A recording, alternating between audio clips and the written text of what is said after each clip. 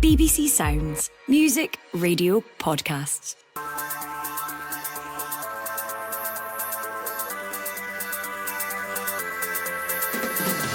Hello, I'm Amy Canavan. It's Tuesday the 19th of November. This is the Scottish Football Podcast and this is what we're talking about today. John Souttar bends the cross ball in, Robertson attacks it, scores! Andy Robertson scores! The captain on his 80th cap! Scores with a header, powers it past Gurukstay! After winning it in Warsaw, how optimistic can Scotland be ahead of the draw for World Cup qualifying? We'll discuss the implications of the result and hear from manager Steve Clarke. I think you always believe it was a game, it was a very open game, a game a lot of chances. So we always felt that maybe one more chance would come. And after 3 positive results in a row, what can we take from the Nations League campaign as a whole? McLean's a really good ball, McTominay's there! And McTominay heads home! 6 yards out, Scott McTominay! Bullets the header! Past Diogo Costa! The Scottish Football Podcast from BBC Sports Scotland. Snow is falling and Scotland hope is back flowing. We can all just forget about the summer and act as though it never happened. Here to talk about the here and now and unpack what I think is one of the most enjoyable and exhilarating Scotland performances in a minute is former Scotland international Lee Miller and sports editor of the Scotsman, Mark Atkinson. Good morning to you guys. I've gone with enjoyable and technically exhilarating, but if I'm going to play by my own rules, I'll stick to one. What one word would you use to describe last night's game, Lee? Exciting. I thought it was a really good game. Come away from being a Scotland fan, see from a neutral, it was at one point it was like a basketball game. both teams were going for it. End-to-end stuff. There was goal line clearances, there was goals, there was chances. It was just a really, like you said, an enjoyable game. The energy levels reminded me of you at the Masters last week. It certainly did not. Have you recovered? No. I don't know if I will recover. I don't know if this is going to make a vision, but if the viewers could see you right now, there's a slight slouch. I don't know if that's 6:30 or if it's due to the Masters still last week. Mark, I go for enjoyable. Lee goes for exciting. What word would you opt for? I'll go for quality, just because of the performance level and the entertainment level. Just what a game last night. So enjoyable to watch it. Absolutely. It was absolutely incredible. Stuff the rest of whatever is happening in the world today. Let's just discuss Scotland and get right stuck into it. So we've opted for those words, but as a whole, Lee, you sort of mentioned that they had that basketball element feel to it. Steve Clarke, we will come to the criticism in a bit, but the main thing during the Euros was it was quite pedestrian, it was slow, it was subdued. None of those traits were on show last night, were they? No, they weren't. You throw Ben Doak into the mix. I know everybody's spoken about him and he's got a real good type. I've watched him for a good few years now, obviously been in Lennon's Scotland squads, the younger team, and he is the best I've seen dribbling my ball, running my ball. He's exciting. He's got a complete no fear of who he plays against. You get every time you get the same Ben Doak. He just wants to attack. He just wants to go. He wants to go.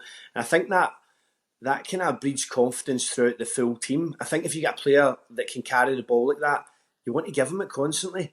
And then the other players just up their game a wee bit more. And I think, like we're talking about there was a real control and quality in Scotland last night. See, when they were under pressure, they played a few passes. They played it out. They had a bit of composure. It was really good to watch. Really good to watch. We do all have a smile on our faces still just thinking about it. Again, that is not because we're on at 6:30 in the morning, believe you me. Mark, it is only right though to sort of look back on where this campaign has came from. You know, it came from a dark place after a really disappointing Euros. To be honest, a disappointing calendar year and actually a year in full now. But to be able to get that turn, to be able to get that pick up, the positivity is totally flowing. Absolutely, Amy. And I think the evolution of the Scotland team has been the most pleasing sort of fact over the last few months. If you look back to where we were after the Euros, pressure on Steve Clarke, some people wanting him out. And what him and his coaching staff have done is they've found a new formation We've looked really settled in that 4-2-3-1. You've seen different parts of the team grow together. We've got a new centre-half pairing in John Souttar and Grant Hanley, who've played really well together. I really like the Billy Gilmore, Kerry McLean axis at the base of the midfield. And then you've got Ben Doak. And all of these things weren't there at the Euros. And that's been the biggest difference. And they've allowed the team to grow, to build confidence. And further up the pitch, they've got that X factor that you require at this level.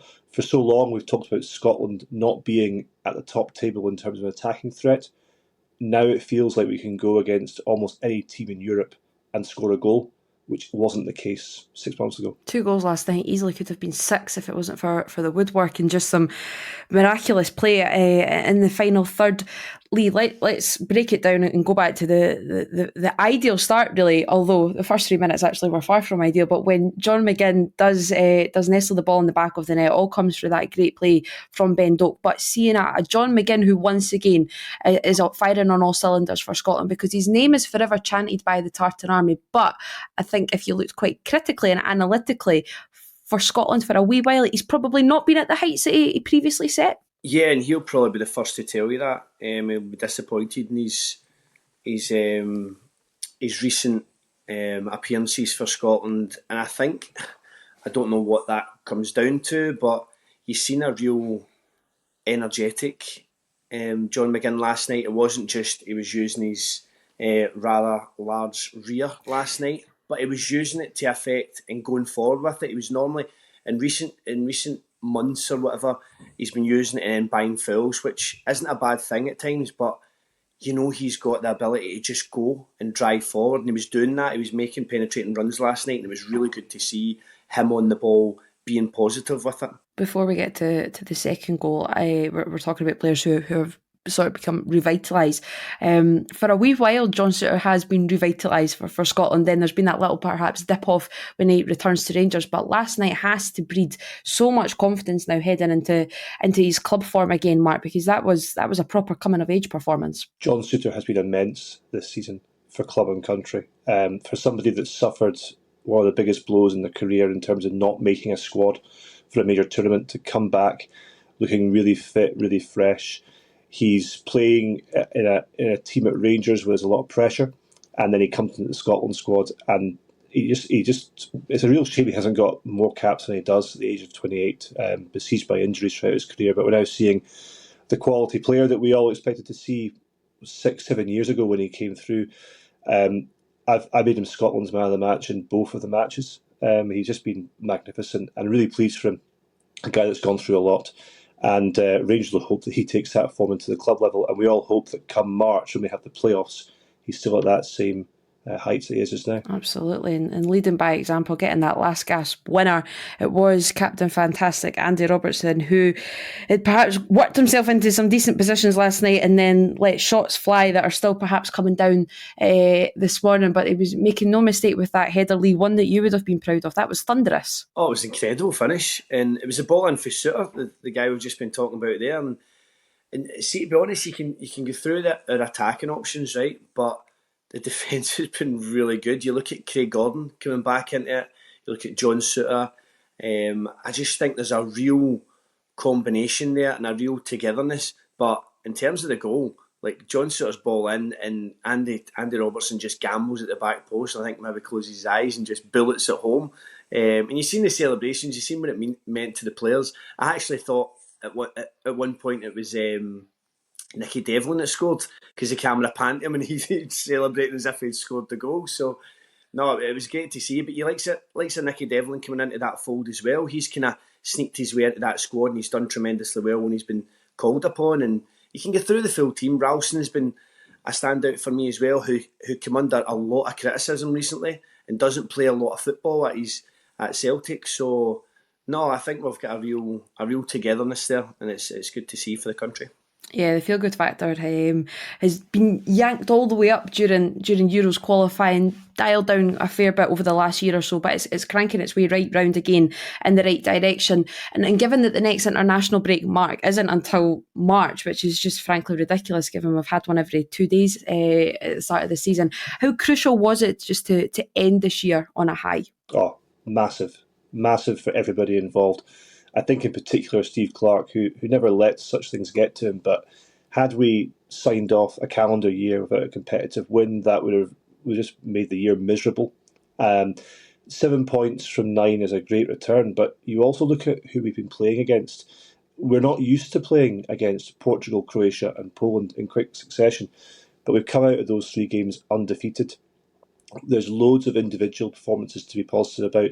There's great squad depth now. Lee touched upon Nicky Devlin coming in. Remember the last international break, Steve Clarke had to really dig deep into his bag to find players to fill that squad, but nobody let him down. And when you think about who's going to come back into the squad in March, you're going to have, hopefully, Nathan Patterson, almost certainly Lewis Ferguson, and potentially Aaron Hickey, and potentially Kieran Tierney. Suddenly the options look even stronger. So it just puts the country in a really good place. We've got a playoff to look forward to, a World Cup campaign to look forward to in terms of qualification. It just makes us feel much happier about Scotland now. It sure does. Now let's hear from the head coach, the main man, Steve Clarke, what he had to say last night when he faced the media post-match. Good way to end this part of the Nations League campaign. Obviously we've got a little bit longer now that we've managed to secure a playoff. So look forward to the games in March. It was a special night, obviously, for John McGinn and then for Andy Robertson, a wonderful moment for him. Did you always have belief that and confidence that your squad could get that winner, even though the clock was ticking? I think you always believe it was a game. It was a very open game, a game a lot of chances. So we always felt that maybe one more chance would come.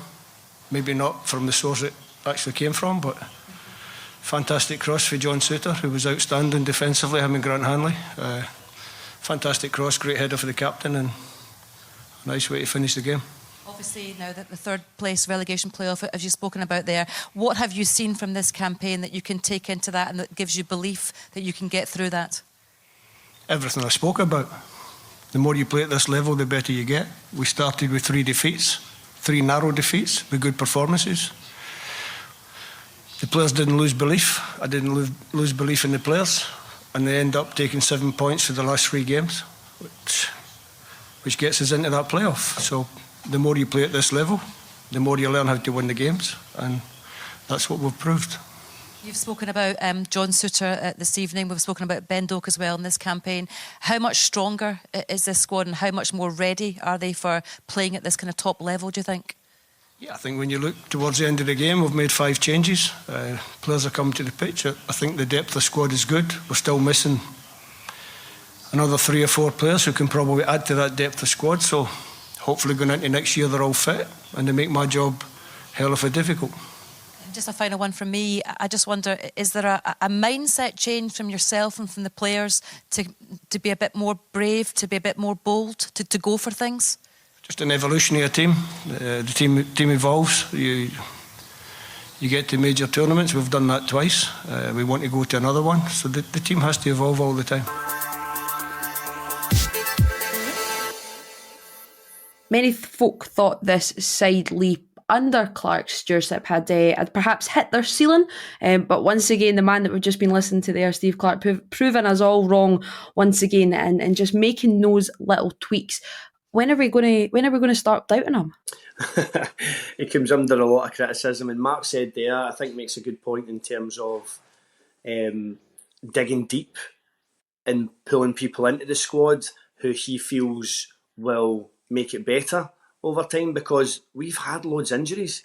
We've had loads of injuries over the past year, and these players are starting to come. They will start to come back now for the next campaign, the next time they meet up. So, listen, everybody writes him off, and he just kind of bats it away, quite the thing, and just does his thing and keeps us going. Yeah, it was something that you mentioned earlier about Ben Doak, a young lad who you've seen sort of come through the ages, and he said it himself post match on Friday night that no matter who he faces, he just sees a jersey, just sees a kit, and I think that's a really cute line, a really special line.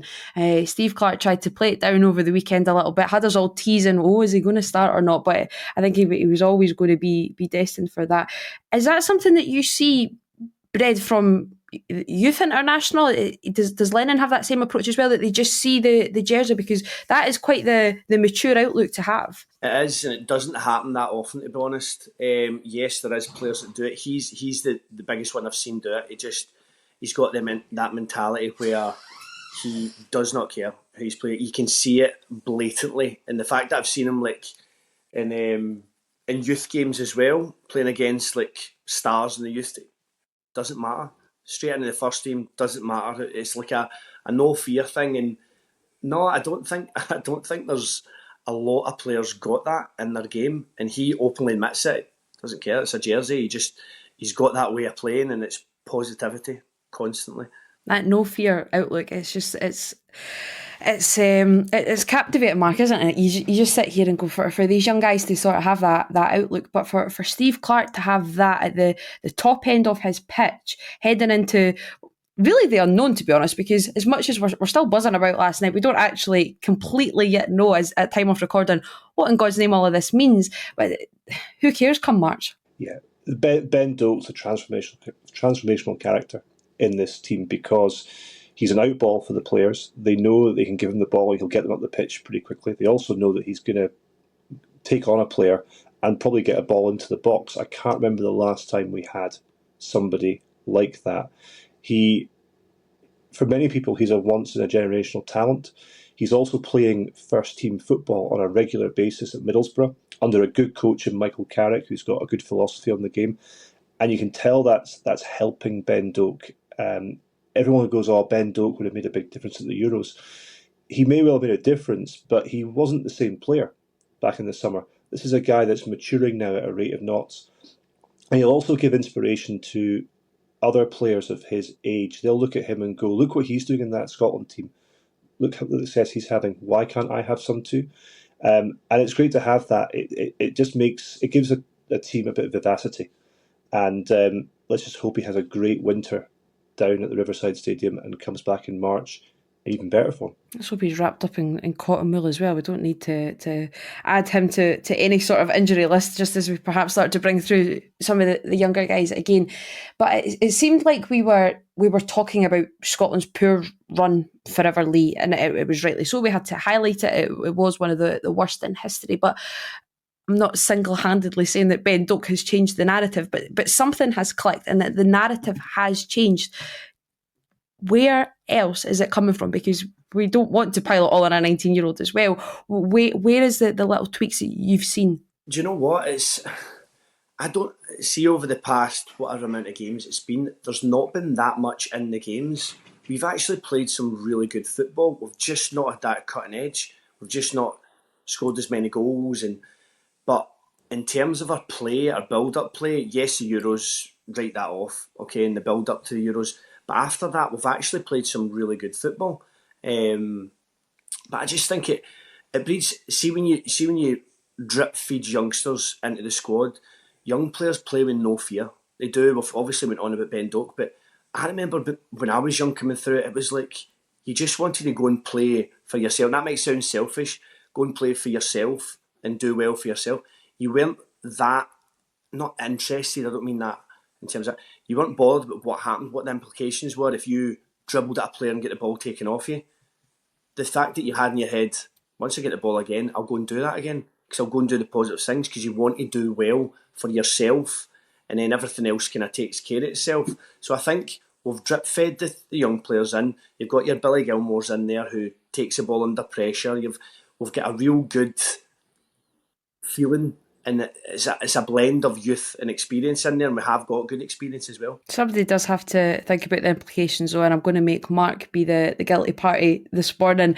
Mark, who are we cheering for tonight? Is it Georgia? What are we wanting? What are we needing? So the two teams that we've become fans of tonight are Georgia and Estonia. Now I think we could probably write off the Estonians. It's a difficult match against Slovakia. I can't see them avoiding defeat there.